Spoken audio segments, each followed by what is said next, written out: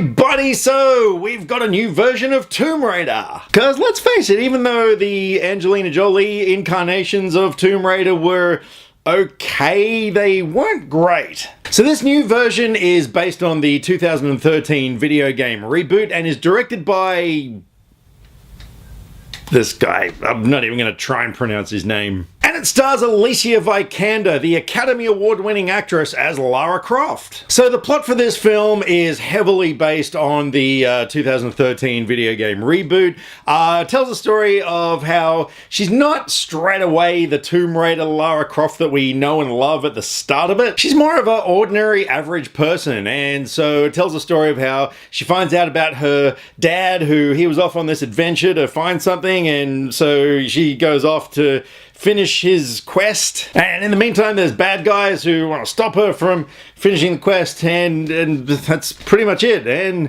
to be honest, it was really underwhelming. I mean, seriously, come on, this is a character who is so freaking awesome and deserves so much better than what she keeps being given in film. And I remember when the first trailer came out for the original Angelina Jolie version, and I saw that trailer and thought, oh my god, this is going to be fantastic. This is going to be like the new Indiana Jones for the next generation. And I remember going to see the movie thinking it was going to be as good as the trailer, and yeah, it really wasn't, and that was kind of a life-changing thing for me. I learned never to trust trailers after that. So this time around, when they said that they were rebooting the Tomb Raider films based on the new games, which are absolutely brilliant, I was psyched. I thought, okay, this is going to be good, and the trailers looked okay.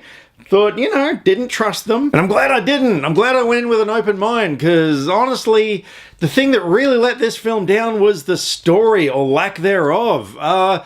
Just nothing really happened that was of any interest. Admittedly, the first act of the film was really good when we're introduced to her character. They managed to tell us who Lara Croft is in some really clever ways with some really good action sequences. And I was on board with her character. I really dug her. Alicia Vikander did a great job of playing her. And on a side note, nobody grunts the way she does. Like, seriously, I could just watch a movie of her falling on things and being punched and just grunting.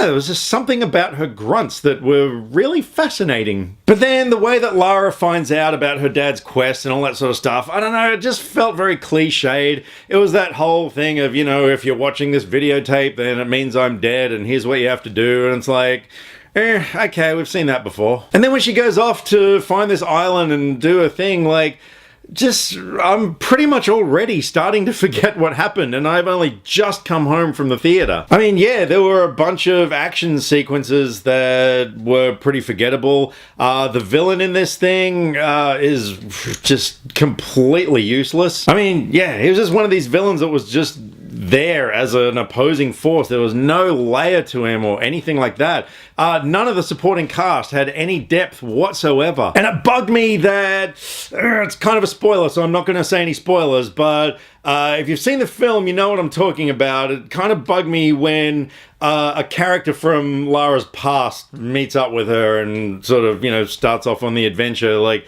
I don't know, that just didn't work for me. I'm not entirely sure why the makers of this new film didn't adhere to some of the more powerful aspects of the story of the rebooted game.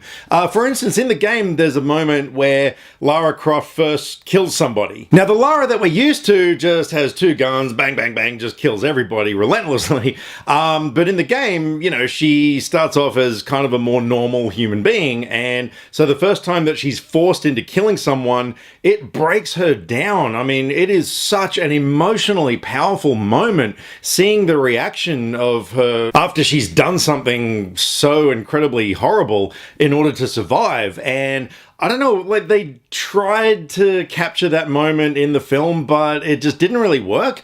And Alicia Vikander's performance in that moment just wasn't that powerful. The only other thing I can really praise the film for, the special effects were quite good. But yeah, look, realistically, like I said, this is such an underwhelming film. I'll probably buy it on Blu-ray, like, you know, if it's $10 or something like that. But I'm going to be in absolutely no rush to see this again, which is such a shame. And I'm going to give Tomb Raider a 4 out of 10.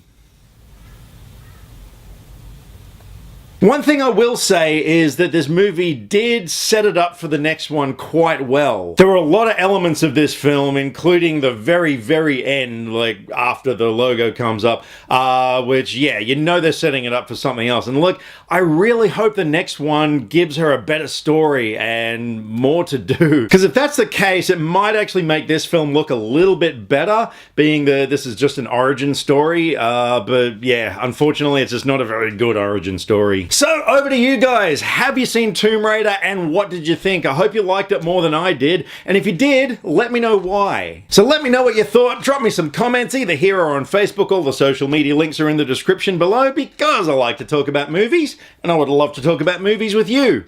I'll catch you next time. Click subscribe to stay up to date with all the latest movie reviews. Skynet will be taking over any day now, so what have you got to lose? Nyah.